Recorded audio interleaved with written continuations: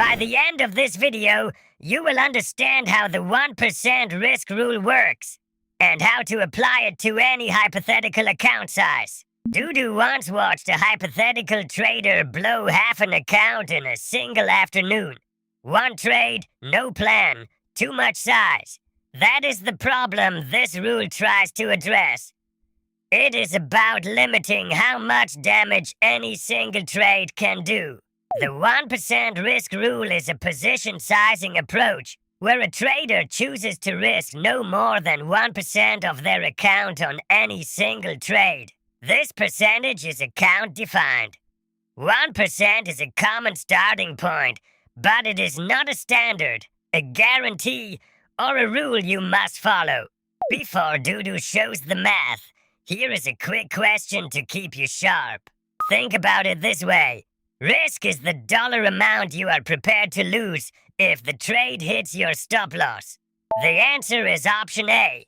1% risk means if the stop is hit, the account loses 1% of its value, nothing more. Now, let us run the actual math with a hypothetical example. Suppose a trader has a $10,000 account.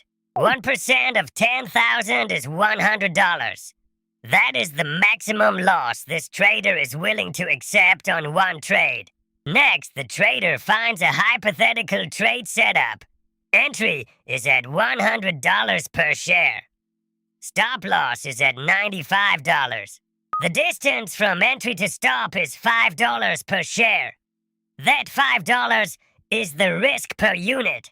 To find position size, divide the max risk by the risk per unit.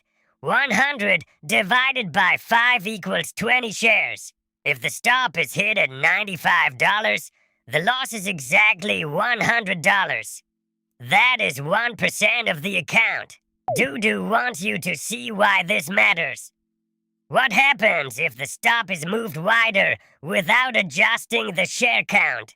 Here is a clue. The stop is now $10 away instead of 5. But the share count is still 20. The answer is option A. Risk doubles to $200, or 2% of the account just from the wider stop. This is the Dudu check. Always recalculate share size after you set your stop. Never keep the same size when the stop moves. Now Dudu will show the failure example.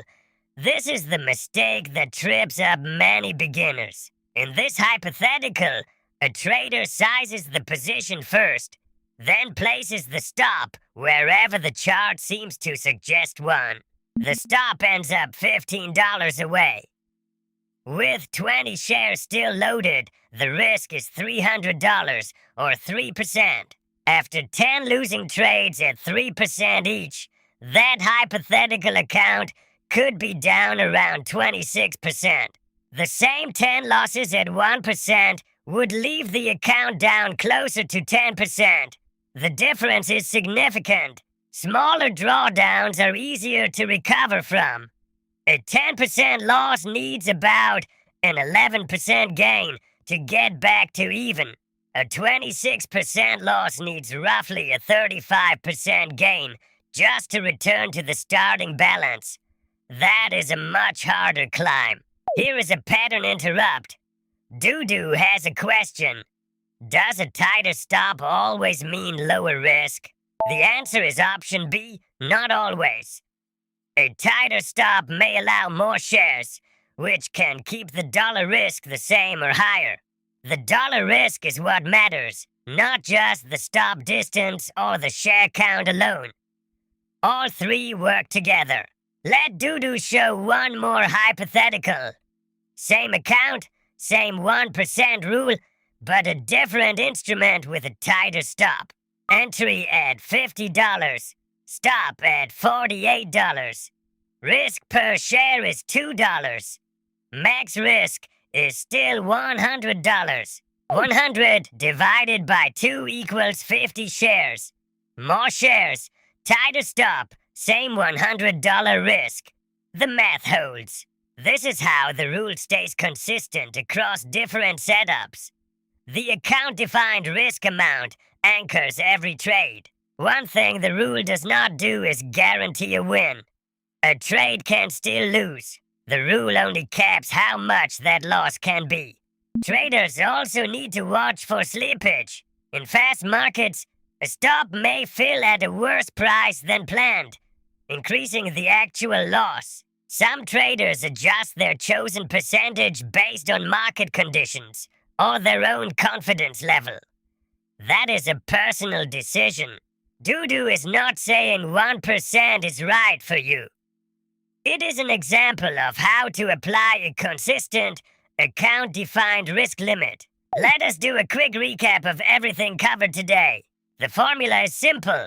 Take your account-defined max risk, divide by the distance from entry to stop, and that gives your position size. Remember the Dudu check. Always recalculate position size every time the stop moves. Never carry the old size into a new setup. Dudu wants to hear from you. What percentage do you currently use or plan to use to define your risk per trade? Drop it in the comments.